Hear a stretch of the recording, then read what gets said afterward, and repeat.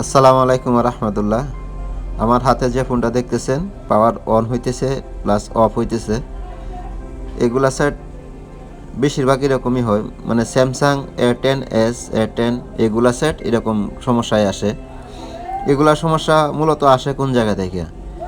এইগুলা ফোন বেশিরভাগ CPU আইসি থেকেই হয়। আর এখন আমি যে জিনিসটা কাটতেছি স্টিলটা, এটা কাটবো, এটার নিচে হলো সিপিইউর অল্প মাথা থাকে আর কি, অল্প অংশ থাকে। এগুলা কাটবো, কাটার পর আবার বের করে দেখবো যে আসলে মূলত বিষয়টা কি। কিন্তু আমার যতটুকু টার্গেট বা আমি যত দিন ধরে কাজ করতেছি বা এইগুলা ফোন বেশিরভাগ কাজ করা হয় সিপিইউ আইসি সমস্যা। হ্যাং লোগোটা সিপিইউ আইসি থেকে আসে, এর বাহির থেকে আর আসে না। এখন আমি ওইটা আমার আগে যেভাবে কাজ করছি এখন সেম একই অবস্থায় একই টার্গেটে আমি কাজ করতেছি, সিপিইউ আইসিটা কাজ করে দেখবো যে আসলে কাজটা সম্পূর্ণটা কমপ্লিট হয় কিনা।